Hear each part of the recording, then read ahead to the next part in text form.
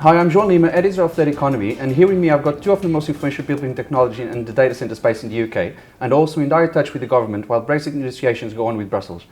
First off, we've got Emma Fryer, Associate Director of Tech UK, and Sue Daly, Head of Cloud Analytics and Artificial Intelligence, also at Tech UK. Thanks a lot for speaking to me, guys.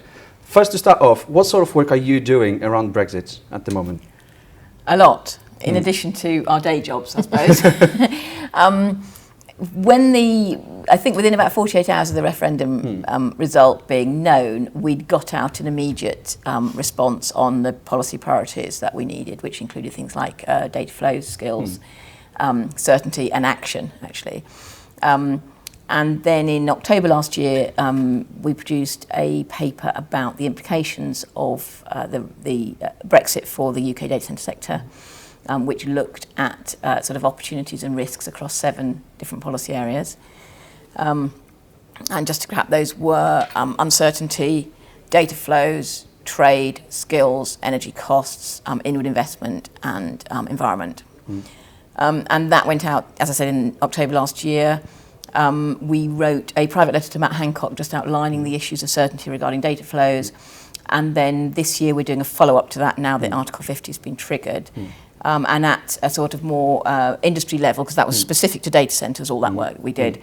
At more generic tech industry level, we have actually strengthened our Brexit team. Or rather, I think we created a Brexit team around the issue rather than strengthening it. We've since strengthened it.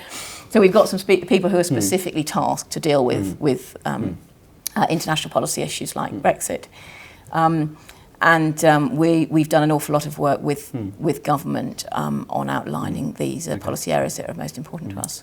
Yeah, so a key piece of work that we have done was a report that we published in January this year, in an independent report by Frontier Economics, looking at the digital sectors after Brexit and what it could mean. And 3 key issues that report goes into some level of detail in terms of the implications, the possible impact, particularly at the economic level, is around trade and access to markets, the skills landscape and the skills we will need, and then cross-border data flows. So the Frontier Economics and Tech UK report is really a key piece of work that we're now following up. Okay, and then Emma, so before we look into what's happening right now and what's going to happen in the future, do you think before the vote was made, the results came out, do you think Brussels has been holding back data centre growth and development in the UK? I don't think anything can hold back data centre growth in the UK. Well, certainly hasn't over the last few years, because take-up has been faster than ever before. And I see at the moment no signs of that abating. It's driven by a number of different factors. So we've yet to see what impact Brexit will have. In terms of limiting the UK's growth in data centres, no, I don't think Brussels has a particularly bad effect on that. And if it had, it would be across Europe in terms of higher energy costs than you see elsewhere. What I do see are burdens added by European legislation, things like EU ETS, IED and ESOS, but that's not specifically to do with Brussels. That's often the way we interpret and implement them in the UK, and we have a really bad habit in the UK of gold-plating legislation from Brussels and just making life much more difficult and more expensive for our operators than it needs to be. Okay, and then you also mentioned that you sent a report to Matthew Hancock, so the Minister of ICT in the UK, and we know, so Brexit was triggered on March the 29th, and we know a few days before that, data centres were actually mentioned in Parliament. Can you unveil a little bit more what happened in Parliament around data centres? Yes, it was actually the first time data centres have ever been mentioned, I think, in Parliament, so I was very excited about it. So 1,000 years on, they've been mentioned. Yes, so they've now realised we exist. And actually it was quite a positive mention. It was really just about whether the UK's energy supply was sufficient to meet future growth in data centres, and an indirect acknowledgement that the sector is very important to digital technology in the UK and to also the service industry. So actually that was quite nice, and we assisted DCMS in preparing a response. Okay, it's quite interesting that the government is recognising data in a critical industry. Yes. And then in terms of regulation and what's coming next, so for you two now, what do you think the government should keep based on EU regulation nowadays? Because we know some laws will be mirrored into the UK law. But what do you think should be like the main things that should be kept in Yeah. place to ensure that actually the data flow and everything else, like you mentioned before? That's a really great question. I would say a key regulation would be the upcoming General Data Protection Regulation, so the GDPR, which is due to be implemented into UK law by the 25th of May next year. And we see this as a key piece of legislation regulation. And we have welcomed the government's commitment to implementing GDPR in full because that's a really key piece of legislation for businesses going forward. And that commitment from government to implement GDPR in full is really key to ensure businesses have certainty and clarity as to the rules and requirements that they need to have around processing of data. Okay. And in the data center space, because there's a lot going on GDPR. as well. Okay. Yeah, that's really that's the key piece for us because it's about data flows. So I would say that yes, there are others, but that's the number one. And GDPR has a lot. It's a robust change to the legal framework. There will be parts in GDPR which are already known to businesses, but there will be new things, and businesses are getting to grips now, or need to get to grips now with implementing those changes. So that certainty that will continue is really important at this time. Okay. But then, so for example, and there's a lot of people against Brexit, we know that, it's a known fact. But also the UK is in a position that no one else is in the EU right now. So they got a chance here to actually do new regulations and create a whole new thing around data, since around data. What sort of regulation do you think the UK should make at the moment now? And take advantage of this priority that they have to actually create new laws? Yeah. So I would say the most important thing right now is certainty and clarity for businesses. So looking forward, we are right to be optimistic about what the future looks like. The opportunities around Brexit is important to look at as well. But I think what is key now is certainty. To answer your question, though, once we leave the European Union, we will need to have in place a secure and robust legal framework for cross-border data flows that allows cross-border data flows to continue once we are no longer within the European Union. And this is really key for data-driven businesses and our data-driven economy really moving forward. And a key to that happening is to secure we believe, a data adequacy agreement. We think this is the most robust and frictionless process for ensuring cross-border data flows can continue.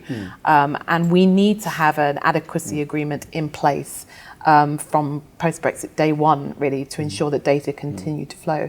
It is vital that we ensure that we have a secure and robust legal framework that enables data to continue to flow just as it does today. And that's really important moving forward. So even if the main union goes away, there would always be a union in digital? Yes. Yes. I think that is what we seek. Anything in the data center space? It's exactly the same, because that's what we trade in. So we need to. And then around the data center space, so the UK is one of the largest markets in the world, and London is the biggest market in Europe. What sort of assurance would you like to see from Downing Street as Brexit negotiations go on? From my point of view, I think I'd concur with Sue that I'd like to see, and we already have seen some commitment, is that the government will prioritise data flows in the negotiation, and that they will ensure that the UK is deemed adequate as a place to store, process and manage data. Absolutely, I would agree with that. I think securing an adequacy agreement and understanding the importance of an adequacy agreement in place by the time we leave Europe is really key. And not just for organisations, large organisations, maybe such as data centre providers, but organisations across all sectors and all society. So this is not just a tech sector issue by any means. So cross-border data flows is going to impact all sectors, from finance to automotive to health to advertising. This is really vital, not just to our sector and the data center community, but to everybody, and also to SMEs and growing digital startups and scale-up businesses for which data is really their lifeblood. It's their core. So the ability to offer and provide digital products and services to the European market will require data to continue to be able to flow.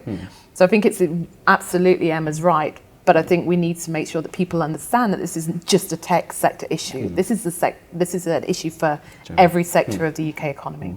Okay, and then, so the data center space, and even the data industry, the cloud industry, pretty much all the industries, but especially in the data center space, the M&A activity is huge. And we've seen large deals over the last 2-3 years. We've seen multi-billion-dollar deals being made. For example, one of the big ones was Equinix when they acquired Telecity. But then through the year, they had to get rid of 80 data centers to maintain the fair play thing in the markets. And then Digital Realty ended up buying one of the other data centers.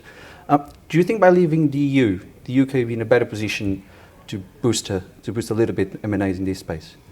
I think, as you say, we're seeing a lot of M&As at the moment, and I think the market is characterised by consolidation and by M&A. I mean, I'm not an expert in this area, and I don't have a crystal ball, but I'm not sure that leaving will make that much difference. Obviously, the change in the value of the pound could do that. On the other hand, what I have been seeing is quite a lot of interest and activity from nimble, niche, smaller players looking at the opportunities that Brexit's going to create for them. So you may find that it creates additional diversity in the market. And I think we're going to continue to see higher M&A while companies, it's an element of the state of maturity of the industry, to be honest. And also companies are going to be seeking to broaden their portfolios and their market reach. So that will continue, but I honestly don't know how much effect Brexit will have on it. Okay. And in the wider industry, you expect more or less the same sort of thing? I would agree with Emma. Yeah, okay. And then do you have any worries around Brexit? I mean, like green energy provision, any big worries that you think are really hard topics that need to be spoken right now? Green power, energy provision is not in itself. We're not particularly worried about security of supply in the UK, certainly at the moment. There are measures in place to deal with that, and I think even worse, a supply to be pinched at any point, operators have business continuity measures in place to deal with short outages, and those outages will be limited to those points of peak demand. So that's not a particular issue for us.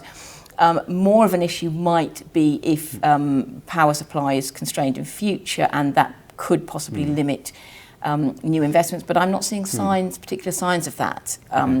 So that isn't something that the industry has alerted me to. They're much more interested in non-commodity energy costs. That is an issue. We've got a risk radar briefing on that at the end of April, on the 27th. So I think in terms of green power, I think there's an awful lot of misinformation on the market regarding green power. People think that by buying green power you become a better person, or it immediately makes you a better and more environmentally friendly data centre operator. In the UK, it doesn't necessarily, because of the way that it's set up, because it's simply a procurement decision, and you're simply taking some of the allocation of green power that's already part of the energy mix. I would always much rather see good energy stewardship being prioritised over power purchasing decisions. So I'm always a little bit anxious when people look at the availability of green power, and I think we also should be aware that in terms of our carbon conversion factors at the moment, if you're looking at this is the carbon intensity of the energy we use in the mix, that is now down to 0.4 kilograms of carbon dioxide equivalent per kilowatt hour, and that's way below what it's been for a long time, and it's dropped, I think, from nearly 6 in about 2010, 2012. So it's dropped significantly. So we're already decarbonising our grid. And buying green power doesn't necessarily, it can in some cases, create additional green generation. Sorry, it's a bit of a bugbear of mine. No, it's all good. And then a bit more of a general question. There's a lot of conversation around the skills gap, which we know in the UK is already quite widened. Do you fear that Brexit is going to intensify the skills gap with people leaving the country to go and work somewhere else? And we know this is not just a problem in the UK. We know it's a problem that affects pretty much every country in the world at the moment. Yeah. But on a UK basis, do you think the skills gap is going to get worse because of Brexit?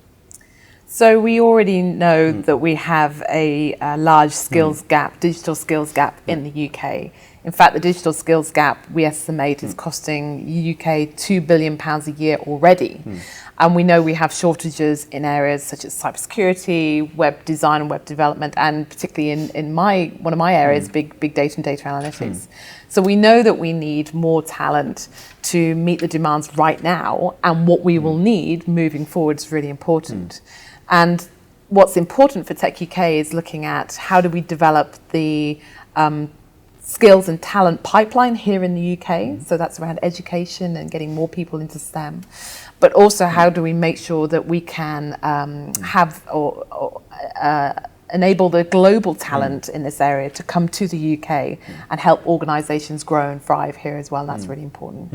Now, Brexit kind of raises these issues even more so, I would say, and this is a really key area that we're focusing on. In fact, yesterday Tech UK launched a report on global tech talent powering global Britain to outline what is really important in this area to make sure that we can have the talent and build the talent and skilled people that we need here in the UK in a post-Brexit world, but also that we can ensure that we can still gain access to that international talent that we may need, whilst we, address the domestic pipeline to make sure that organisations have the people they need to grow and thrive as well.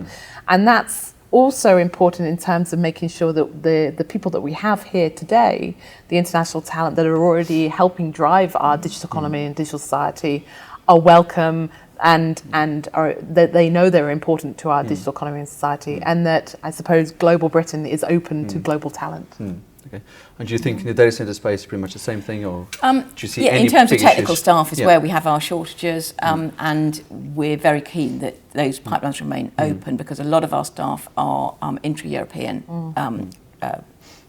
And in my view, I think that actually Brexit can present an opportunity for UK government to completely overhaul migration strategy, migration policy, which we haven't had the freedom to do before. So I do think it presents an opportunity. What I am concerned about, I think that there have been some anecdotal reports to me about people who were applying for jobs in the UK from elsewhere in Europe then being a little bit harder to pull in. But I only heard that very early on, and I haven't heard that since. So I'm not seeing a major impact at the moment, certainly. But I do think that the government needs to be aware of the scale of the skills shortage that we face and the type of skills that we need when it's designing that policy. Okay. And then lastly, are you optimistic about Brexit? It depends, I think is what I say. It depends. I think a lot depends on how the government chooses its negotiating priorities, whether those priorities match ours, we hope they do, how well they negotiate. It also depends on how well, to some extent, we articulate our own needs as an industry, as a sector. So I think a lot depends. I think it also depends on how well our operators, our members, prepare for themselves and their customers. So it depends. What about you? I am optimistic in looking forward. We've had the government release of its industrial strategy and digital strategy, and the government's transformational strategy. And all those strategies focus on technology and digital being a key enabler of our future economic growth and productivity, job creation, and our future societal well-being as well. So I am optimistic that technology, and particularly data, is being seen as key to our future. That's why it's even more important that we get the right deal, particularly in terms of data, to ensure that data continue to be the currency that powers our digital economy moving forward. So ensuring that we can maintain cross-border data flows, ensuring that we achieve an adequacy agreement that enables data to continue to flow is really important for making that vision happen, and that vision of a data and digital enabled economy and society to become a reality. Okay, so thanks a lot, and Emma, thanks a lot for talking to me as well. Don't forget you can follow Data Economy on Twitter, Facebook and LinkedIn, and also visit the website on www.data-economy.com.